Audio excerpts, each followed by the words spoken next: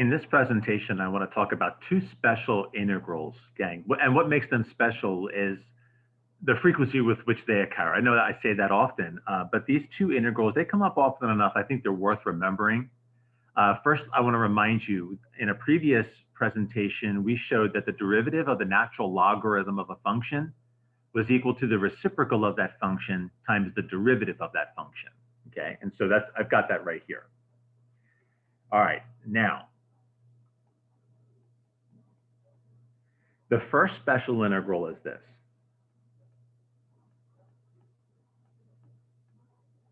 Okay. Now, the integral of the secant, that's not something that we can read off directly, right? Substitution is not going to work. We have no chain rule. I mean, none of that. As it turns out, for this particular integral, we have to be a little clever. And when I say clever, what I mean is in the context of this problem, we're going to have to multiply by a clever choice of 1.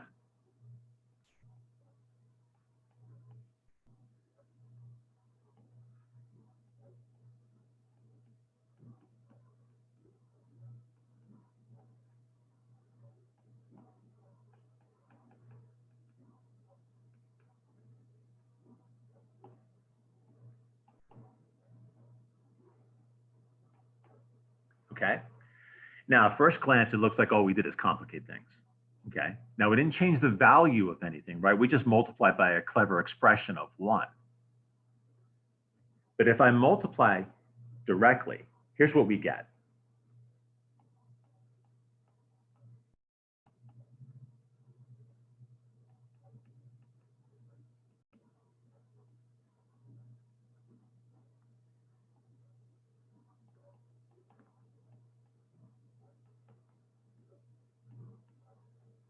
Okay.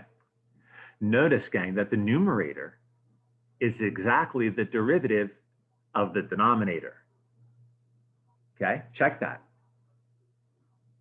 The derivative of the secant function is the secant of x times the tangent of x. That's right here. Plus, plus.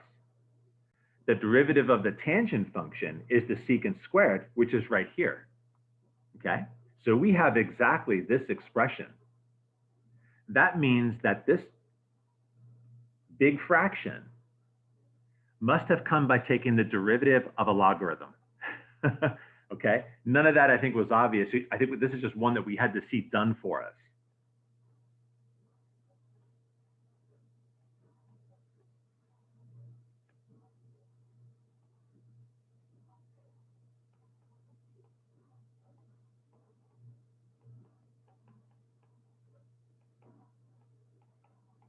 Okay, so this is one that's worth memorizing, I think. And this particular integral comes up often enough.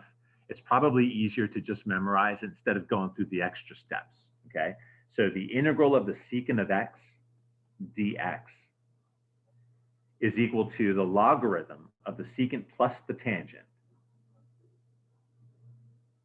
Okay. Now remember, we put the absolute value bars. Trig functions tend to be positive sometimes and negative other times. So we can't take the logarithms of negative numbers, and that's why we have the absolute value bars. Okay. All right, so that's the first special integral.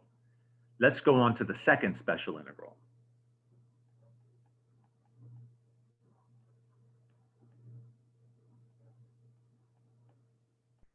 Okay, the secant cube.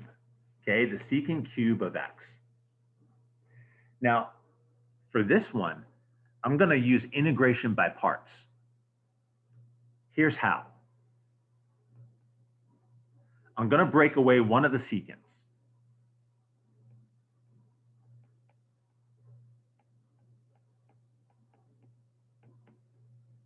Okay? And then I'm going to designate the secant to, right, that part I'm going to designate as u. The rest of it, the other part, that's my dv.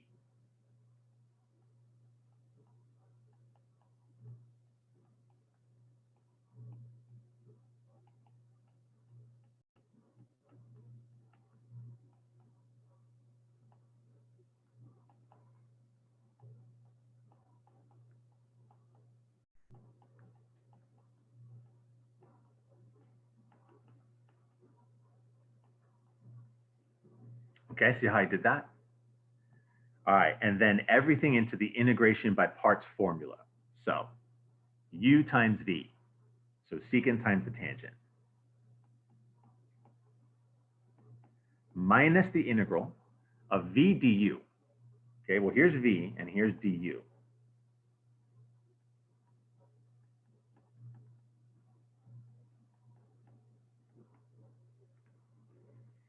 Okay, so our question, did the second integral become easier to solve than the first one? Yeah, gang, I don't think so. It doesn't look like it got easier to solve. I'll tell you what, though. It doesn't look like it got harder either. Okay, we had a secant cube the first time, and we looked at that and thought, well, what are we going to do with that?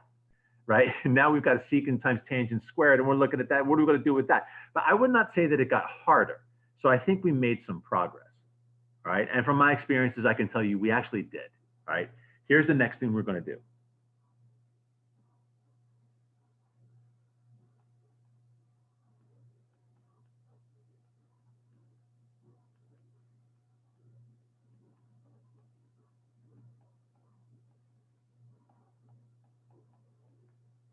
I'm going to take the tangent squared, and I'm going to use the fundamental identity. The tangent squared is equal to the secant squared minus 1. A little bit of trigonometry, huh?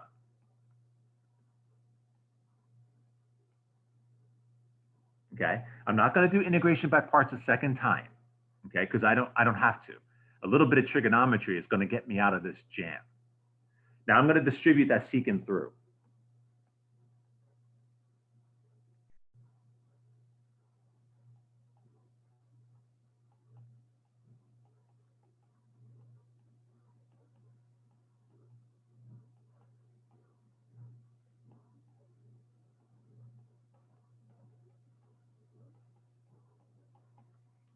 Now, kids, notice, this is the key to the whole thing. Notice the original integral is a secant cube. I've got an integral of secant cube right here. You see that? All right, so I'm going to split that integral up into two pieces.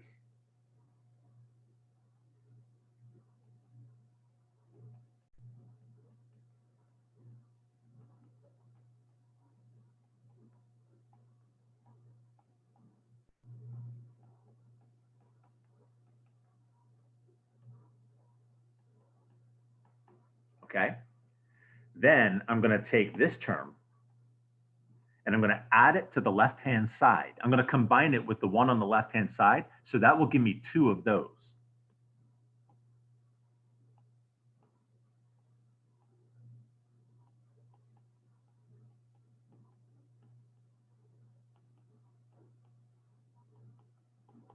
This integral we already solved. That was the first special integral, right? Let me go back up here and show you.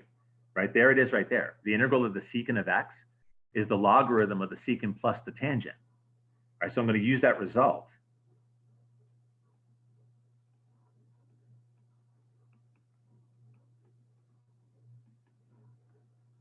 And then finally divide out both sides by 2 to isolate our original integral and get our result.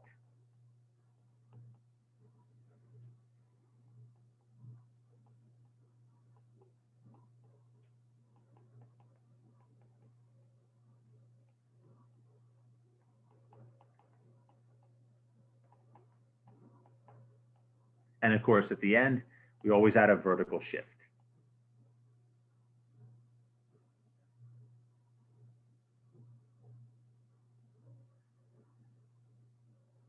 Okay? And there it is, gang. That's our second special integral. Again, I think that's worth memorizing, all right? That's worth memorizing. Good little example of using the integration by parts formula, right?